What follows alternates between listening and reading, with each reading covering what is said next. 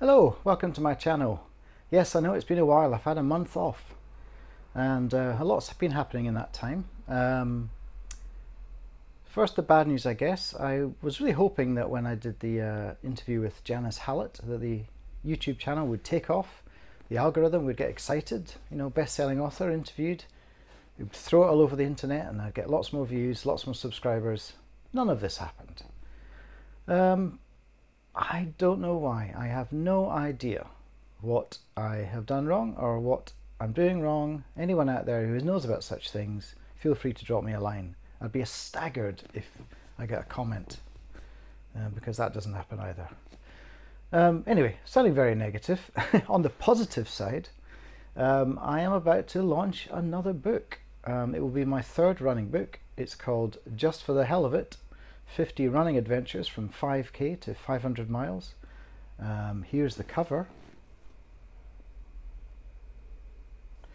And yeah, that will be out on Amazon very soon. I haven't yet decided exactly what date, but it will be appearing soon. And all of you who are into running and into stories of endurance and misadventure, running around Britain's wildest places, should find much to enjoy there. So hopefully, I'm going to put a link at the end of this. There's a couple of chapters which quite a while ago I did read out, the introduction and the first chapter, Festina Lente. You can look back and you'll get a sampling of the kind of stuff I'm writing about in that book. Anyway, so that's that. Yeah, I've sort of gone off the boil with writing stories based on random words. I don't think it's permanent, but I've just I think largely I've been focusing on other things. There's a film version of Downhill From Here, documentary, feature film, which I've been trying to get out for years, and that's much closer to completion now, but I've been desperate trying to find a way to get that finished. I need a bit of money to finish it. With my cousin, I've entered into a venture creating a board game called Wandering Wood, which I may have mentioned before, and we'll be launching that on Tabletopia for playtesting in the next few weeks or months. What else? Yeah, those are the main projects. 20 questions. I have a feature film that I'm developing, and a novel which I should be editing properly and sending out. So yeah, there's a lot going on. Oh yeah, and then I've got to earn some money. So something I often forget. Doing a lot of copywriting and applying for new copywriting and content writing positions. So all of that. Plus it's been disgustingly hot, as you know. So I've been mostly sitting in my pants, which doesn't make for public viewing, frankly. But now, temperature's got a little bit better, and here I am. And I do have another story for you. It's not a random word story this time, but it is a story written for a competition where I was assigned some random elements. I won't go into it any further, because I'm not entirely sure I'm allowed to read this story, but I'm going to anyway. It is, after all, on a public forum for people entering the competition, so it's out there. But hopefully this is okay for me to read this, because it's committed, and I should be hearing the results of the first round of this competition very soon. It's a very short one, 1,000 words, and it's called, quick sip of tea, it's called Wild Garlic. Here's how I know God has a savage sense of humour. Last week, a new recruit joined us, a thin, balding 40-year-old called Masha. He wandered into our camp from one of the battalions recently decimated on the Eastern Front. He'd worked as a sous chef there. Yuri, our Cookhouse chief, took Masha under his wing when none of us were inclined to trust the stranger. I couldn't place his accent, but he said he was from the far northeast, Russian parent on both sides, although a loyal Ukrainian. When I expressed my doubts, Masha raised the sleeve of his moth-eaten t-shirt to reveal our flag tattooed on his shoulder. The blue and yellow stripes looked a little too recent for my liking, but I said nothing. I'm only a lieutenant, and the captain and Yuri took a shine to Masha immediately. Anyhow, Yuri put Masha to work leading a work party to rebuild the east wall of the cookhouse, which was blown out by a shell that fell in our latrines. Fortunately, nobody was about their business at the time, but as Yuri pointed out when the dust cleared, "Can't barbecue in a howling gale." So the men set to work during one of the periodic and short-lived ceasefires that the Russians tolerated so we could get some of our elderly residents out of harm's way. Masha, who wore a silver cross around his neck, was very religious. Surprised us one night by declaring, "You know what this place needs? A stained glass window." We all laughed, but Masha was serious. "It's where you break bread and drink wine together, isn't it?" he added. "This cookhouse is a holy place." Turned out Masha was quite the artisan by trade, and whilst out on foraging expeditions for mushrooms and wild garlic, he'd been creeping into the shattered ruins and filching pieces of glass, coloured plastic, and even a box of coloured cellophane from a long exploded gift shop. While we thought he was kidding, Masha was plotting his decorative addition to Yuri's east wall.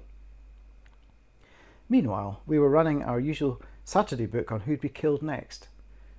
Yes, I know how that sounds, but in times of high anxiety, gallows humour sees many terrified men through. 6 of our ramshackle unit of teachers, construction workers, and 1 or 2 proper soldiers had been killed in 4 months. Mostly from shelling in the city, a few from actual combat, firing British bullets over burned-out German cars at the Russians. I had odds of 11-1 on Masha, because I knew about his nightly forays. I thought he was taking too many risks in pursuit of his crazy artistry. I even followed him once just to be certain of his loyalty. Spies are everywhere. But he just went into the ruins of a corner store to dig for cans of tomatoes and condensed milk. That night Masha returned with 15 tins for the larder, plus a shard of midnight blue glass from a vase. On the afternoon of the 3rd and final day of the ceasefire, Masha's work group proudly unveiled their reconstructed brick wall with a 2-foot square stained glass window inset. The artwork was crude but effective, an ascendant Virgin Mary, arms outstretched, hovering over a field of yellow and blue. The men fell unaccountably silent, staring at it, as evening light spilled through it over the trestle tables, where we devoured Yuri's hearty stews and risottos. An elongated finger of red, yellow, and blue fell over young Thomas, just 15. He gulped as all eyes fell on him. Many took it as a sign, and pencils started scribbling. IOUs, cigarettes, and banknotes were exchanged. 5-2 odds on Thomas. Sadly, our camp bookie, Mylena, one of the 4 women in our little militia, was right in assigning the least favourable odds to the boy. His legs were blown off in a minefield the Russians laid in spite as they abandoned a village on the outskirts of our territory. In his last moments, Thomas simply said, "I can still feel my toes." He bled out and died before we could drag him back to the field hospital. In retaliation, we sent some of our best shots to snipe at a tank battalion stationed just over the border. It was a dangerous mission, but Captain Bondarenko had it all planned. A group of 6 men armed with bazookas and machine guns would assault the Russians, whose vehicles were bogged down in the river's floodplain after the rains. While the enemy was distracted, our snipers would get into position in one of the few tower blocks still standing and start picking off officers and tank commanders. The Russians wouldn't be able to detect the direction of the sniper fire under our covering barrage. Only it didn't go like that. The tank battalion had heavy artillery at their disposal, and before the snipers could fire off a single shot, they blasted the tower our boys were climbing into a smouldering ruin. 3 men killed in a couple of seconds. How had the Russians known our plan? We found out 2 nights later. More shelling in the early hours as Yuri and Masha were preparing our morning meal. The cookhouse took a direct hit. Yuri escaped by crawling from the rubble, his left arm broken, but otherwise unhurt. Masha wasn't so lucky. He'd been basking in the glow of his own creation, morning sun glowing through the panes. When the window exploded, its shards must have blasted straight into him.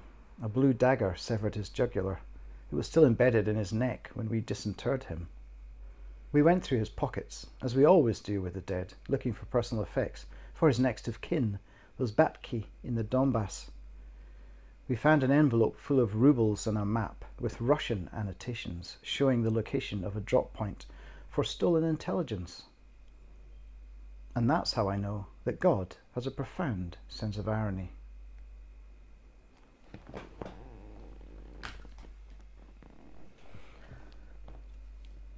I thank you. So, yes, I'm waiting to find out whether that story is deemed good enough to take me through to the next round of this competition. And I think they gave me a location, Cookhouse, an object, stained glass, and a genre, thriller, or suspense rather. So that's what I came up with. Anyway, I hope you're glad that I'm back. If you are, please tell me. Like this video. You could even share it. I mean, you could. We could do that. Who knows what might happen. And I will be back. I'm going out to Edinburgh just tomorrow. And I'm hoping that in the birthplace of this original concept of random word stories, I will generate the next of them and maybe get back in gear with sending stories out, because I had about 28 published or accepted for publication, and I should really continue with that. It can only help. Anyway, thanks for listening to me droning on, and I'll see you again very soon. Bye.